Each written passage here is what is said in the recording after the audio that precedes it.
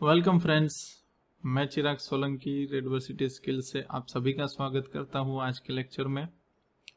Last time हमने ऑटोगेट का user interface समझा था।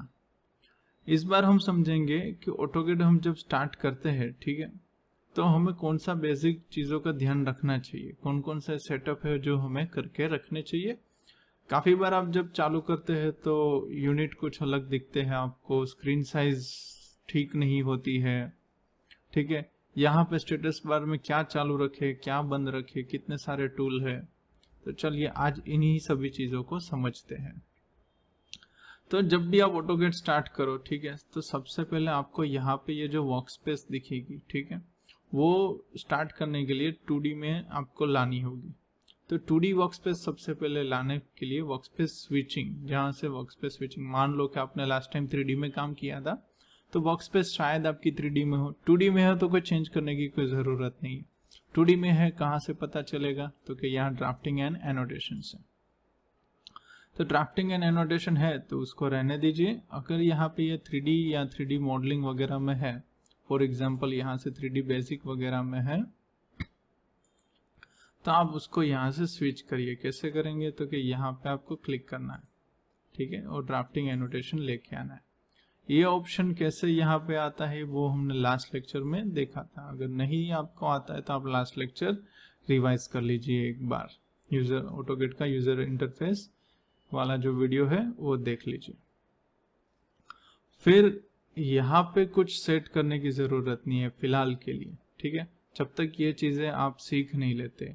इसका स्टेप बाय स्टेप हर एक टूल का लर्निंग हम देखेंगे आगने वाले लेक्चर्स में, पर फिलहाल ये चीज़ें सेट नहीं करनी है।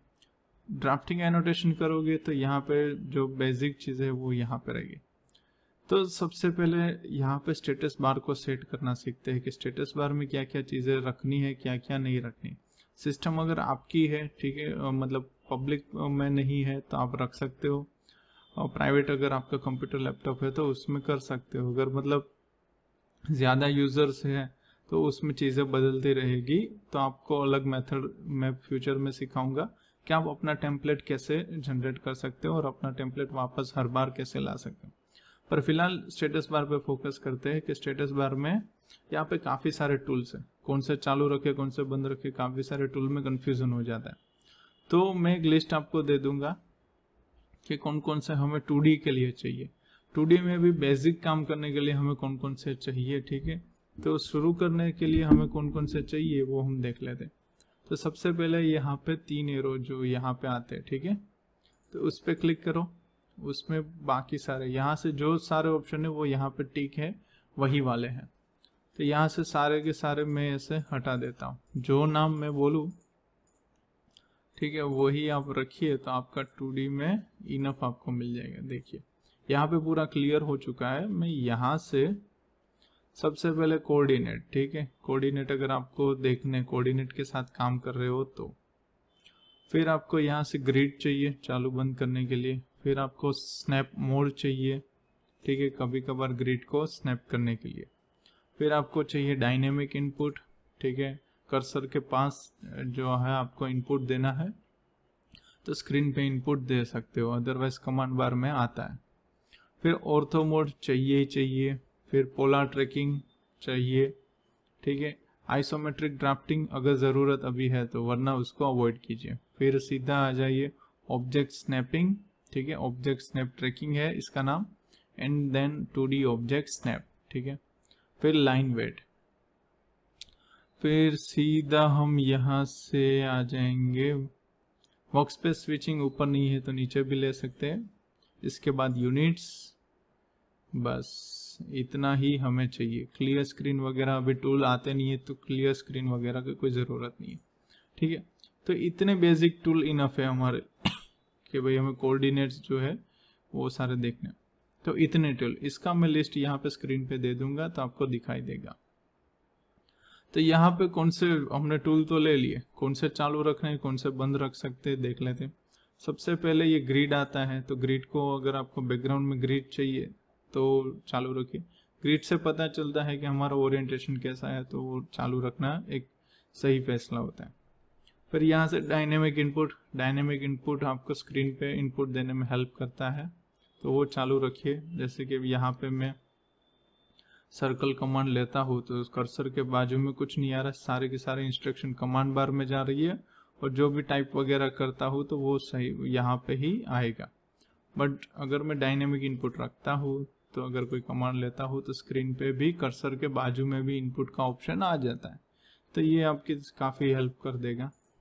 फिर ऑर्थो मोड आता है, उसकी अभी हाँ हम देख रहे हैं कि चालू क्या क्या रखना है। तो ये डायनेमिक इनपुट ऑर्थो मोड चालू नहीं रखना है, ठीक है, जब ज़रूरत पड़े तभी चालू करना है। ये सारे के सारे टूल हम डिटेल में समझेंगे, इसका अलग लेक्चर होगा, पर अभी हम देख रहे हैं सेटअप, चालू क्या रखना है, बंद क्या रखना है। फिर यहाँ पे पोलर ट्रैकिंग, ठीक है, वो हम चालू कर सकते हैं। फिर ऑब्जेक्ट स्नैपिंग ट्रैकिंग, या ट्राइंगल वाला सिंबल और उसके बाद में रेक्टेंगल वाला सिंबल, ऑब्जेक्ट स्नैपिंग में भी काफ़ी सारे पॉइंट आते हैं, तो उसमें हमें जो है कुछ 5-6 पॉइंट सी, जैसे कि and point, mid point, centre point, geometric centre, ये टिक होना चाहिए। फिर क्वाड्रेंट, इंटरसेक्शन, परपेंडिकुलर और टेंजेंट, ये सारे स्नैपिंग पॉइंट है, ये टिक होने चाहिए, बाकी का अनटिक। सब टिक करके रखते हैं कुछ बच्चे, अगर सब टिक करके रखोगे तो सारे पॉइंट स्नैप हो गए तो आपको काम करने में थोड़ी दिक्कत आ सकती है। तो सब टिक ना करें, जो इम्पोर्टेंट वाले है वो टिक रखे, खास करके एंड पॉइंट, वो कभी अनटिक नहीं होना चाहिए, उसको ऑलवेज टिक में रखिए, ठीक है। बाकी जैसे जैसे आपको ज़रूरत पड़े, वरना ये सारे के जो मैंने लिस्ट दिया है वो एटलीस्ट इतने तो ऑन ही रखिए। और यहाँ पे टिक होने के बाद यहाँ पे ये ब्लू कलर में होने चाहिए, जो ब्लू कलर में है यहाँ पे हाईलाइटेड है वो एक्टिव है, बाकी सारे इनएक्टिव है, जब जिसकी ज़रूरत पड़े तो उसको कर। तो ये था कि कौन सा स्टेटस बार में चालू रखें, ठीक है। अभी आते हैं स्क्रीन पे। स्क्रीन कभी छोटी होती है, कभी ज़्यादा जूम इन होती है, जूम आउट होती है, कोई चीज़ बनाते हैं तो बहुत बड़ी बन जाती है, कोई चीज़ बनाते हैं तो बहुत छोटी बन जाती है। तो स्क्रीन को कैसे सेट करें, ठीक है। स्क्रीन कभी आगे होती है, पीछे होती है, तो कैसे सेट करें। सबसे पहले उसका ओरिएंटेशन टॉप व्यू में है, ठीक है, ये देख लेना है आपको। यहाँ से टॉप व्यू में है 2D के लिए, ये देख लेना, ठीक है, ओके। इसके बाद क्या करेंगे तो कि यहाँ पे सबसे पहले जूम टू एक्सटेंड कर देंगे। अगर ज़्यादा जूमिंग में है, जब स्टार्ट किया तब की ये बात है, तो सिंपली हम यहाँ से जूम टू एक्सटेंड पे क्लिक कर देंगे। तो यहाँ पे जो बेसिक सा जूम टू, ये फॉर्मेट के हिसाब से जो इसकी साइज होगी, स्टैंडर्ड साइज, वो आ जाएगी। यहाँ से देखते हैं तो तकरीबन अगर मैं स्ट्रेट लाइन ड्रॉ करूँ तो 8 से 9 mm, और या फिर जो भी इसका यूनिट हो उतनी ही लाइन ड्रॉ कर पा रहा हूँ, ठीक है। तो स्क्रीन को थोड़ी बड़ी और छोटी करने के लिए हम स्क्रॉल का यूज़ करते हैं, ठीक है, पर इससे हमें परफेक्ट साइज अचीव करना, थोड़ा एडजस्ट करना थोड़ा डिफिकल्ट होता है।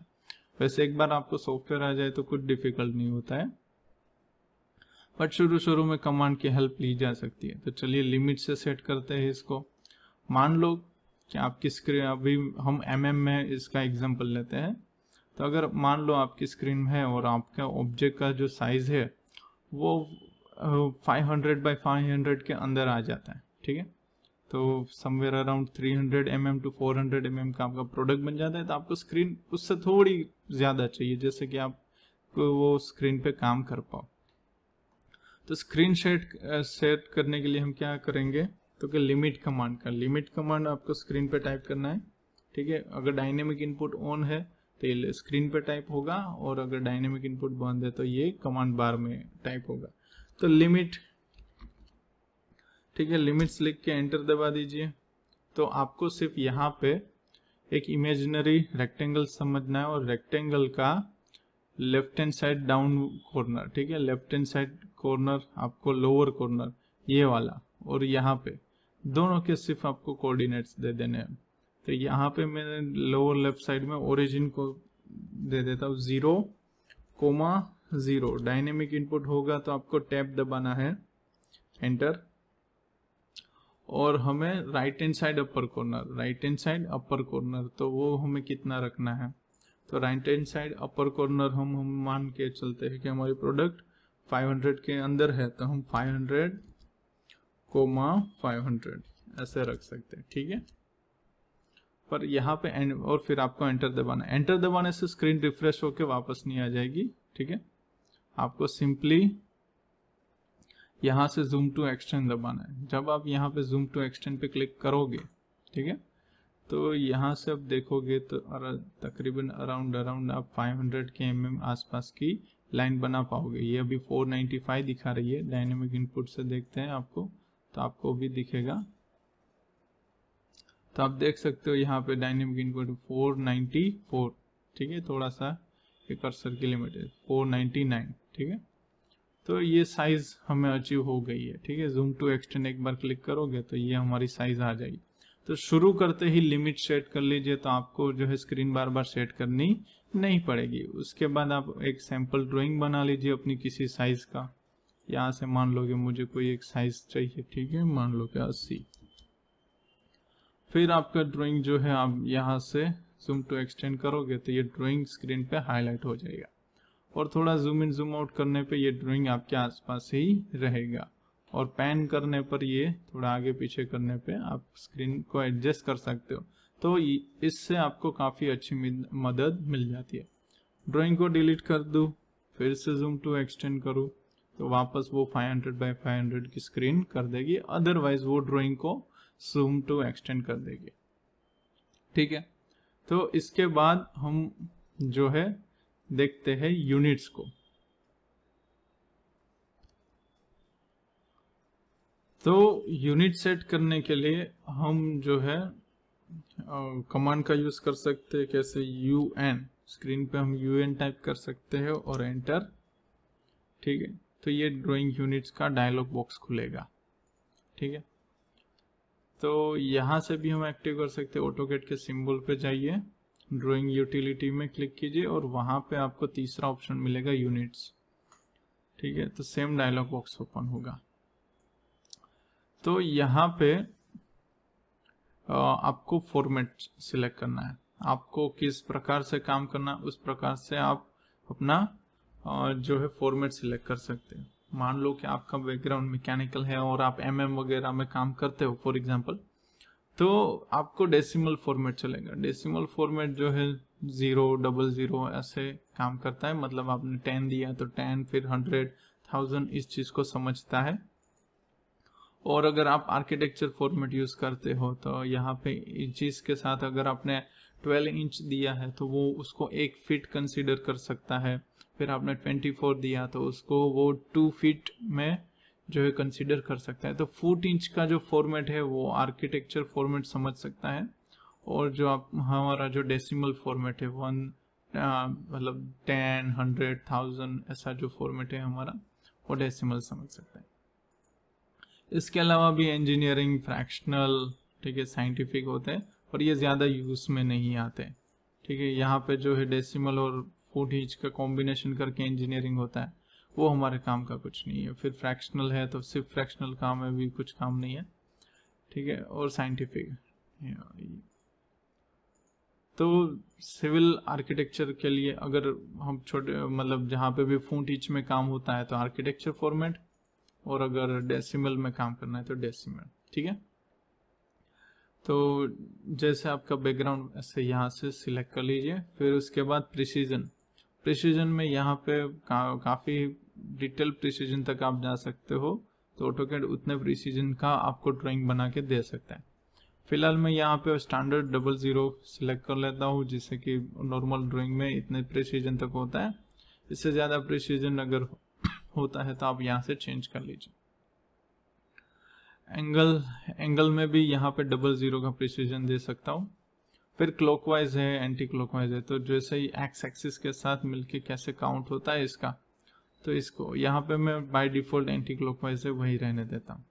यहाँ पे इंसर्ट स्केल, तो यहाँ पे जो है आपका जो आपने स्क्रीन पे क्या टाइप कर रहे हो, मान लो स्क्रीन पे आपने 10 टाइप किया तो क्या वो 10 mm है या 10 फीट या 10 इंचेस, वो यहाँ से फाइनल होता है। तो यहाँ पे जो भी यूनिट सेट करोगे तो स्क्रीन पे जो भी इनपुट देंगे आप, तो वो इस यूनिट में काउंट होगा। तो फिलहाल यहाँ से मैं हमने डेसिमल किया है, तो डेसिमल के साथ mm को यूज़ किया जाता है और मीटर को यूज़ किया जाता है। तो mm 3 फॉर्मेट मिल जाएंगे, मिलीमीटर, सेंटीमीटर, मीटर, ठीक है। तो यहाँ पे हम जो है मिलीमीटर यूज़ करेंगे, और अगर हम आर्किटेक्चर फॉर्मेट यूज़ करते हैं तो उसके साथ हम यूज़ करते हैं इंचेस को, ठीक है, बेसिक यूनिट के लिए। या फिर आप इसके साथ फीट भी यूज़ कर सकते हो। तो इंचेस रखेंगे जो हमारा छोटा यूनिट है, तो यहाँ से डेसिमल और इसके साथ mm, ये फाइनल करके हम आगे बढ़ते हैं। तो यहाँ से बस इतना ही आपको यूनिट सेट करना है। यूनिट स्विच करने के लिए सिंपली आप यहाँ से फॉर्मेट में यहाँ पे यूनिट स्विचिंग है, तो यहाँ पे आर्किटेक्चर यूज़ कर सकते हो। तो आर्किटेक्चर फॉर्मेट आना शुरू हो जाएगा और आपको जो है डेसिमल सिलेक्ट करोगे तो डेसिमल फॉर्मेट, ठीक है। तो डेसिमल फॉर्मेट को रखते हुए हम आगे बढ़ते हैं। यूनिट को सेट करना आपको आ गया होगा, नहीं आया तो इतना पोर्शन एक बार वापस देख लीजिए। लिमिट सेट करना आप गया आपको, और यूनिट। तो यही था इतना आज के इस लेक्चर के अंदर। 3 चीज़ें हमने देखी कि status bar, limits and units. तो ये सब अगर सेट हो जाता है तो आप आगे बढ़ सकते हो, ठीक है। यहाँ पे डेसिमल किया है, तो यहाँ पे जो मैं सर्कल बनाऊंगा, ठीक है, तो सर्कल का सेंटर स्पेसिफाई करने के बाद यहाँ पे जो भी इनपुट दूंगा वो mm में काउंट होगा। तो ये मेरा जो है सर्कल mm में बना, ठीक है। UN एंटर करते हैं, देखते हैं, ठीक है। तो हमारा मिलीमीटर में था। अगर 4 इंच में बनाना है तो आर्किटेक्चर यूनिट ले लेता हूँ, यहाँ से इंचेस ले लेता हूँ, ठीक है, और यहाँ से ओके कर देता हूँ। फॉर्मेट चेंज हो चुका है। यहाँ से सिंपली एक रेक्टेंगल लेता हूँ। रेक्टेंगल लेने के बाद यहाँ पे जो हमारा जो बन रहा है 25, तो यहाँ पे ये भी, इसका भी फॉर्मेट जो है, इसके डायमेंशन भी mm से सीधा कन्वर्ट होके इंचेस में चले गए होंगे। तो यहाँ पे 21 फीट है और यहाँ पे 18 फीट है। तो यहाँ पे हम डायमेंशन कैसे देंगे, तो यहाँ पे मैं 20 फीट लेता हूँ, तो 20 लिखना है और इन्वर्टेड कोमा, ठीक है। 4 इंच के लिए हमें इन्वर्टेड कोमा का यूज़ करना है। 20 फुट, मान लो कि मैं 20 फीट 6 इंचेस लिखना है तो कैसे लिखूंगा, तो 20 फीट की निशानी, सिंगल इन्वर्टेड कोमा, और 6 इंचेस के लिए 6 और डबल इन्वर्टेड कोमा। आपका यूनिट अगर इंचेस है तो आप डबल इन्वर्टेड कोमा स्किप कर सकते हो, पर बेसिक अगर रखो तो सही है, ठीक है। तो इस तरीके से आपको देना है। डायमेंशन स्विच करने के लिए मैं टैब का इस्तेमाल करता हूँ, और यहाँ से हम दे देंगे 15 फीट एंटर। तो ये हमारा 20 feet 6 inches multiply by 15 feet का एक रेक्टेंगल बन चुका है। आप देख सकते हो डायमेंशन यहाँ पे दिखा रहा है 20 फीट 6 इंचेस एंड 15। और ये हमारा जो हमने दिया था ये 100 mm, तो वो कन्वर्ट होके 100 इंचेस बन चुका है, और यहाँ पे वो 8 फुट 4 इंच दिखा रहा है, ठीक है। तो इस प्रकार से यूनिट अगर आप स्विच करते हो तो ड्राइंग पे भी असर होती है। तो इन चीज़ों का थोड़ा ध्यान रख के ही शुरुआत कीजिए। बाकी आगे थोड़े टूल आ जाए उसके बाद एक चीज़ हम सीखेंगे कि अपना टेम्पलेट कैसे बनाना है। तो ये चीज़ें बार बार सेट करने की ज़रूरत नहीं पड़ेगी। आने वाले कुछ लेक्चर्स में देखेंगे कि ये चीज़ें कैसे सेट की जाती है। तब तक के लिए अगर पुराने वाले वीडियो नहीं देखे तो ये देख लीजिए ज़रूर, और अपने दोस्तों के साथ शेयर करें, और हमारे साथ ऐसे ही अपना जो है सहयोग बनाए रखिए। आप सभी के सपोर्ट से ही हम आगे बढ़ रहे हैं। सबका शुक्रिया। मिलते हैं अगले वीडियो में।